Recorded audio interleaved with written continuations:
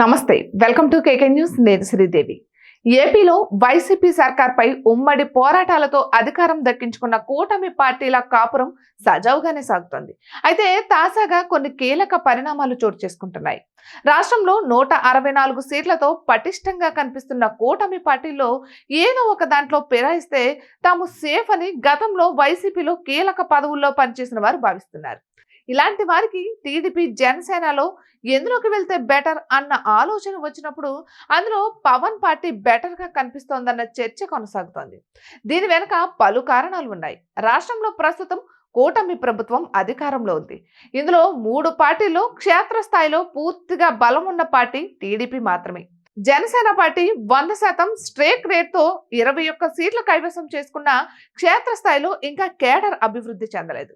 ఇలాంటి పరిస్థితుల్లో వైసీపీని వీడి కూటమిలోకి రావాలనుకునే వారు సహజంగా అయితే టీడీపీకే ప్రాధాన్యమిస్తారు. కానీ అనూహ్యంగా ఇప్పుడు వైసీపీ జంపు జాలనీలు పలు చోట్ల టీడీపీని కాదని జనసేనలోకి క్యూ కడుతున్నారు.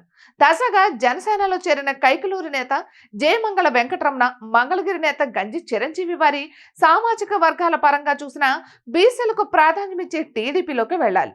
కానీ అలా కాకుండా వారు జనసేనలోకి వచ్చేశారు.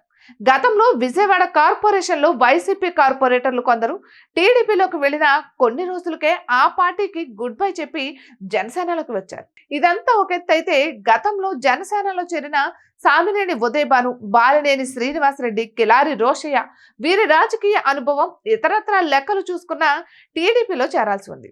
కానీ వారు అలా చేయకుండా పవన్ సమక్షంలో జనసేనలోనే చేరారు.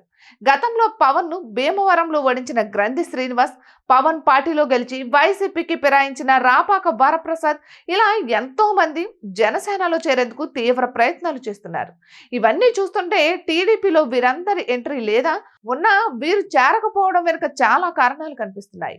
ఇక ఇందులో టీడీపీలో ఉన్న వీరి రాజకీయ ప్రత్యర్థులు ఓ కారణంగా ఉంటే, ప్రస్తుతం నారా లోకేష్ కనుసన్నల్లో నడుస్తున్న టీడీపీ కంటే పవన్ కళ్యాణ్ ఆధ్వర్యంలోని జనసేనే బెటర్ అన్న చర్చ సాగుతోంది.